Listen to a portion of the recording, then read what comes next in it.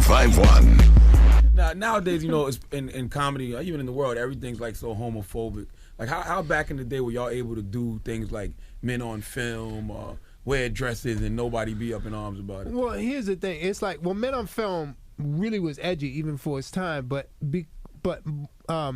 gay people embrace men on film because, again, in Living Color, what made people sort of step back and accept it was we made fun of everybody.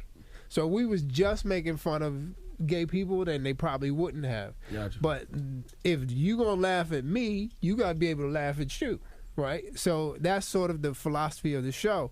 And because we're all inclusive, everybody sort of embraced that. And today, I just think that it's not the homophobia, it's the hypersensitivity. Like everybody, you can't say nothing about nobody. Mm-hmm. They'd have killed you for handyman. Oh, they killed you oh my God. for everything. Yes, handyman for sure. You're right. It's just right now we're in such a state of political correctness, and what's the hypocrisy behind it is that behind closed doors everybody's popping noise. It's like Paula Dean. It's like it's like everybody's popping noise, but they doing it undercover, and it's just I like it when it's out in the open. You know what I mean? Well, question: when somebody's stationed by your reruns and by the old episodes, are there certain things that they won't play? Like, are they not playing the handyman episodes? Are they not playing the? No, they play everything? No. All that stuff is fine now. Mm-hmm. They still haven't put back stuff that got cut out, but it's how they aired on the What show. was too edgy for In Living Color back then? Like what was something y'all had to cut out? Okay, well, we did this sketch called Driving Miss Daisy. It was a parody of Driving Miss Daisy called Riding Miss Daisy. And at the end of the sketch, Damon climbs in the back seat and Miss Daisy, but they cut it out when he starts to make his move. So it was a bunch of, we've had nudity, all kind of madness, but we knew it wasn't going to get on the air. In Living Color Uncensored, yeah, DVD. That would have been fun. Did you ever have beef back in the day with like the Arsenio Halls or the Mike Tysons? Like, why are you making fun of me? Oh man, that was the scariest moment of my life. I was at a club, and Mike Tyson, all I feel is like this paw. He didn't even say hand, he said a paw. Yeah, like land on my shoulder, and I turn around, and it's the heavyweight champ of the world. Nobody warned you? Like, yo, No. Mike's walking up behind you. No, he just stepped to me, and he goes, yo, so what I kill your mother or something? I was like, what, man? He's like, yo, you got to freeze that. Like, he shut me down. Stop. He was like, you got to freeze that. And in my mind, I was like, yo, I'm gonna have to take this because ain't nothing I can do right now. No. But he was real cool because like I saw him a few months later and he was like, yo, I was just going through some things, you do your thing, it's all good. So, he gave me the green light to go ahead and, get back to it. But So you put the sketch on ice for 3 months. Absolutely. Here's the thing. It's like, I think I'm, hood certified, but when the heavyweight champ of the world steps to you and tells you to freeze it, you like, okay, buddy, it's good. And you seen what Mike did to so it's like, I see what he did to Mitch Green. I wouldn't have moved right there. He just said freeze. I'd have just stood there. Yeah. Until he told me it's safe to unfreeze. Now you're doing a show at Stress Factory Comedy Club. Right. Yeah, it's out in New Brunswick, New Jersey, right. 90 Church Street. Now you're gonna be there all weekend long, Thursday, Friday, 2 shows Friday, 2 shows Saturday. Yep. Now when you're doing your comedy, what can people expect?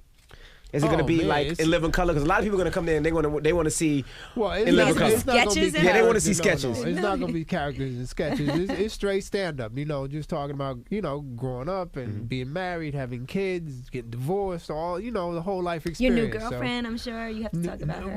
Well, I don't have a girlfriend right now, but you keep a fine Nubian white queen though. Nubian white queen.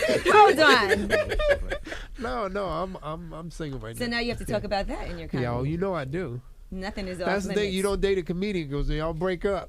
It's Your all material. right It's there. open game. Man. Yeah, you in the act right now. Now, what about It Takes a Village? That's a new movie you're directing, right? Yeah, well, that's a movie that I wrote. We haven't started on that yet. Is it like I'm gonna get you sucker? No. It Takes a Village is like you remember there was a movie called Gods Must Be Crazy back in the day. So it's kind of like that. It's how can I describe it? Okay, so it follows. Okay, so I find it funny that all these white women are going and adopting these babies from Africa. So it's about this woman who adopts this baby from Africa, and when she goes to the airport to pick up the baby, not only is the baby there, but the whole village has come too. So they move in with her, and it's her, the baby, and the villagers. The village. Yeah. Clearly, that's a comedy. Oh yeah, absolutely. Yeah. Absolutely. Absolutely. Or Absolutely. horror. Hard for her, yeah. Now you also are working on a sequel. I read. I don't know if it's a sequel to what, but you said it's a. Oh yeah, we're working on a sequel to White Chicks. Oh, okay. Yeah. Now, I'm not gonna lie. I tell the story all the time. I hated your brothers. I didn't like them. I was like, they're just so coonery. And I was on a plane, stuck, and that was the only movie on, White Chicks. And I seen White Chicks, and ever since then, I watched every other movie after that. White Chicks. I mean, when what's that song? When that song comes on, that was one of the. Have y'all seen White Chicks? Yes, sir. You seen White Chicks? Absolutely. Funniest movie ever.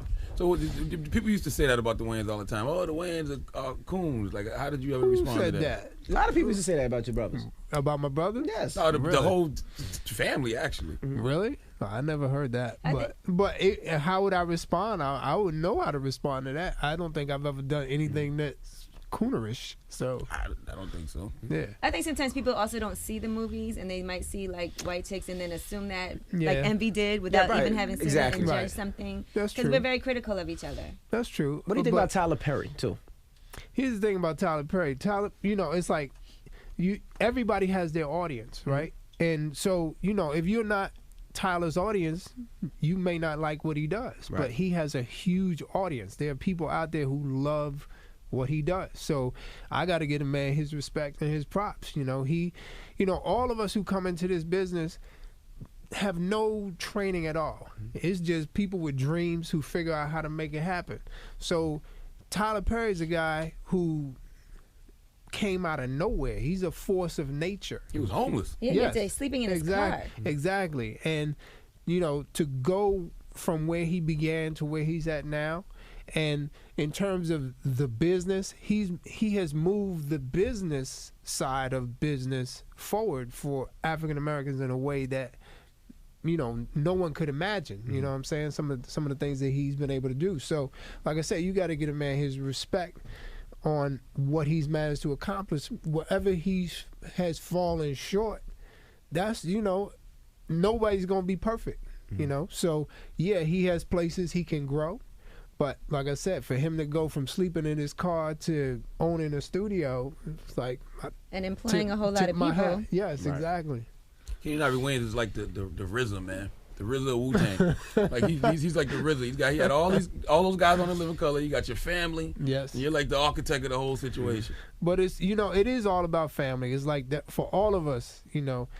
Your family. That's where it begins, right there. That's your source. You know what I mean? If you can mind that, y'all can bond together and do it together. Then y'all can make things happen. Do they give you offerings every now and then? Like, thank you, Father. Oh man, Thank you, Father. My family is very good to me. Word. Do any of your kids do comedy?